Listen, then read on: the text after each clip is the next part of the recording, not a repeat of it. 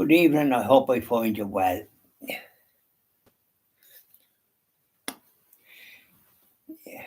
Sweetheart of Jesus, fount of love and mercy, today we come, thy blessing to implore.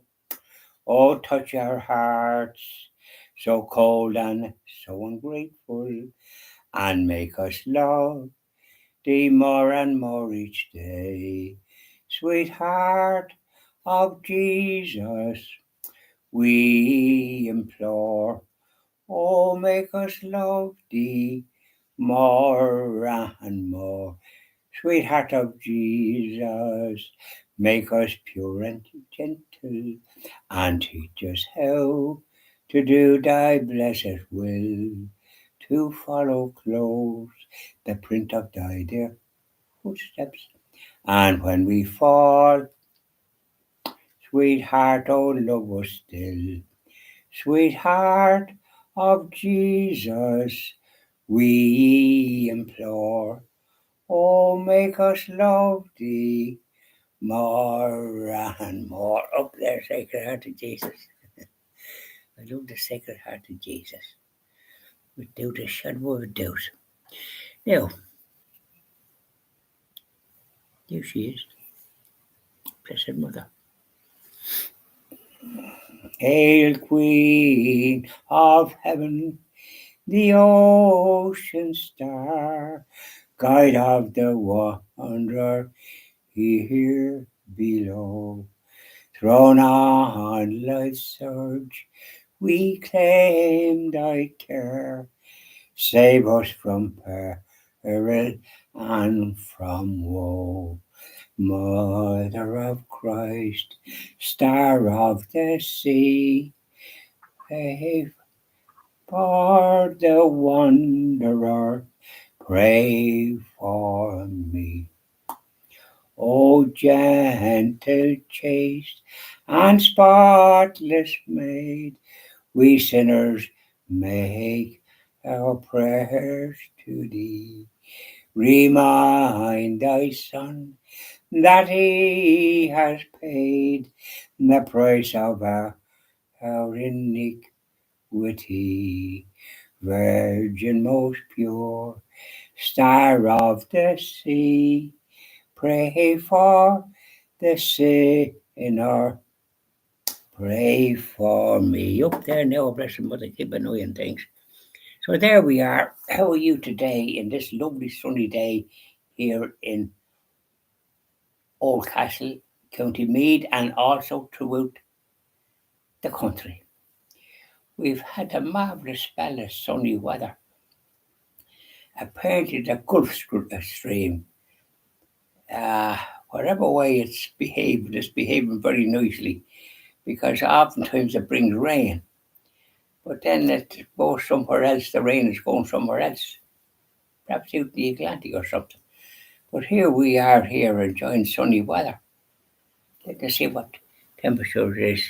Well, it only says 14 degrees there. It sounds like more like 20 odd degrees. It's warm when you go out. And you wouldn't be wanting to do much work in it. There was men working down there, the electricity, the ESB, the Electricity Supply Board. And they were, ipso facto, they were digging a trench from where the substation is, the electricity substation.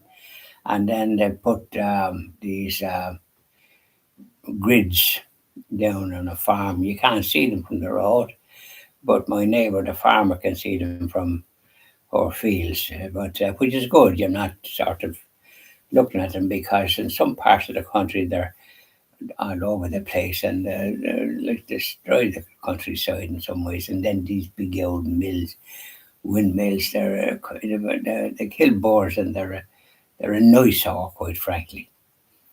They should be at the Western the seaside or something, where you have strong winds from the Atlantic, because there's only one place between us and there's water between us and America. Next, the Western border, next place is the United States of America, the land of the free. So here we are, and to have them in places where they're not really suitable, and people get money for it. They get what are called pounds, shillings, and pence. Their pockets is, a lot of money, 30,000 or something, and something every year or something. Oh yes, there's how would I call it? There's money in it, and that's always a bad way to do things in some ways.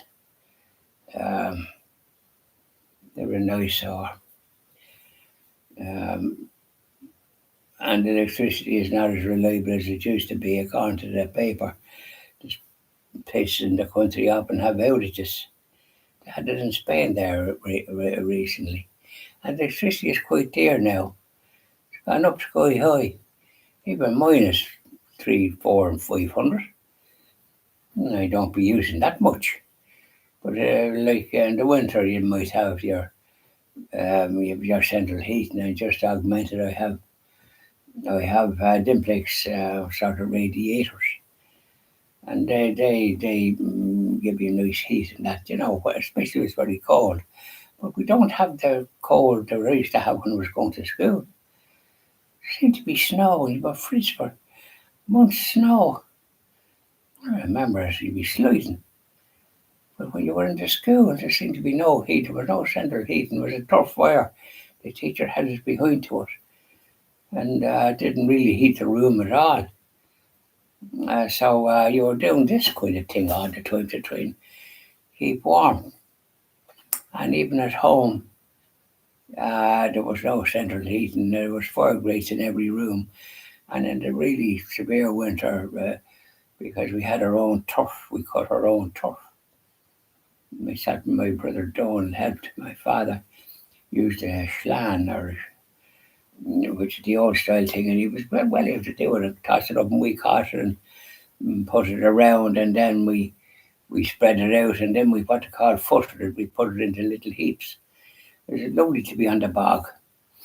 We used to be, you used to have nice, sometimes you had a prime stove, and we had tea, or else we had minerals and lovely sandwiches and maybe some biscuits.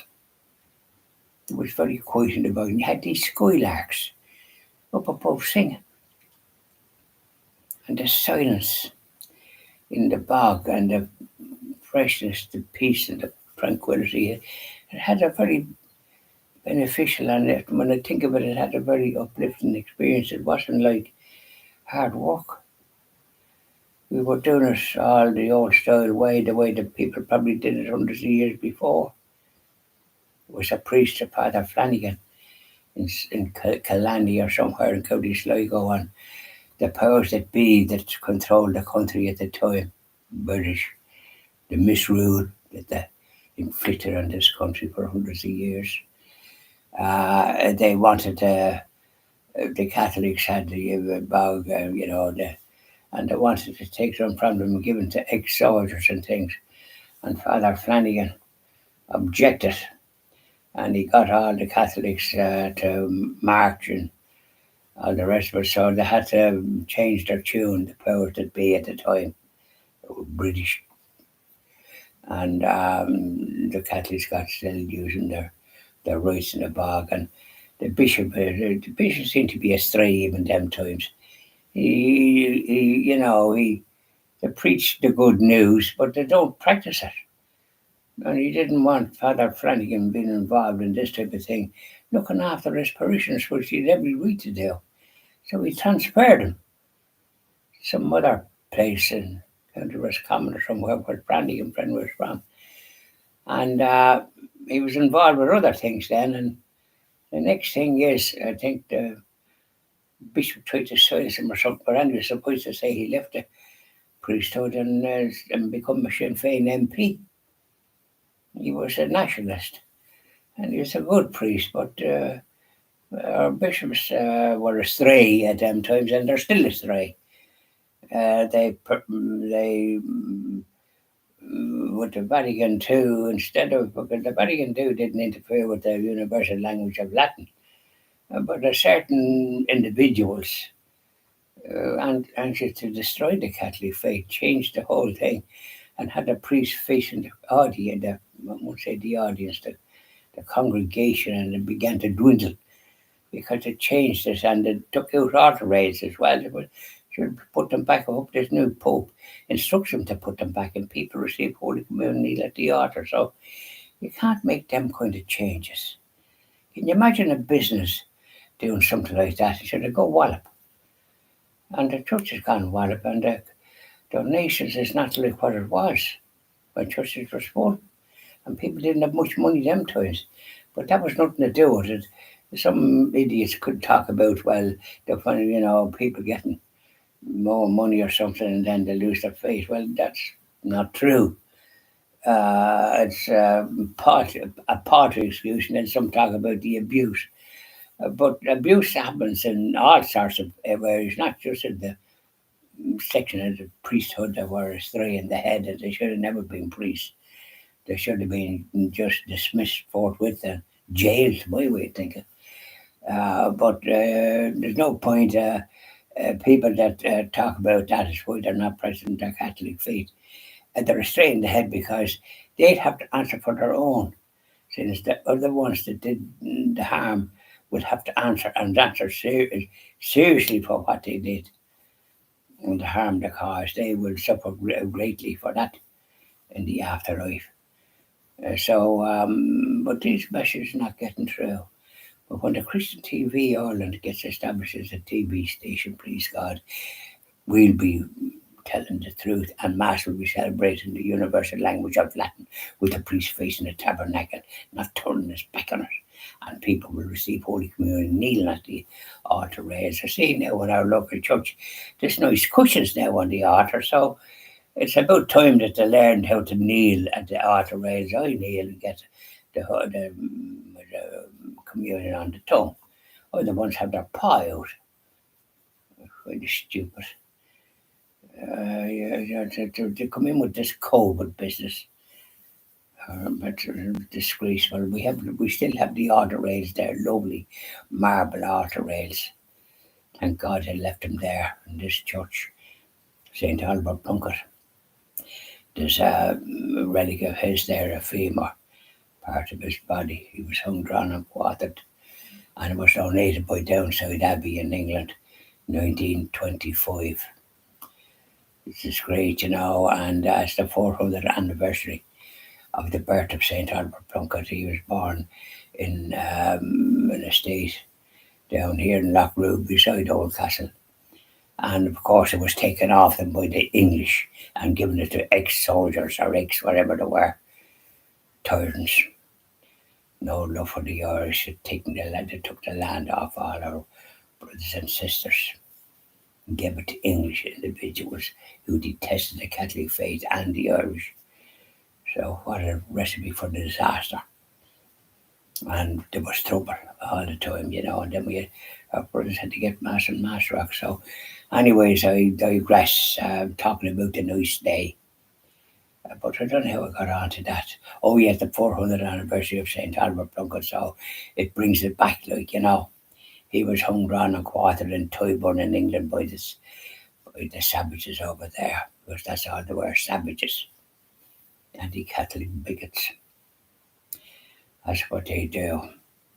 And we have a new Pope, thank God. Pope Leo XIV, and I love that name. I love Pope Leo XIII. I have him in my Gmail, and it's a great sign that he'll stand for the truth, the whole truth, nothing but the truth. The great gift that we have. So anyways, take it handy and enjoy the rest of your day, whatever you're at. But don't be overdoing it. Yes, sorry.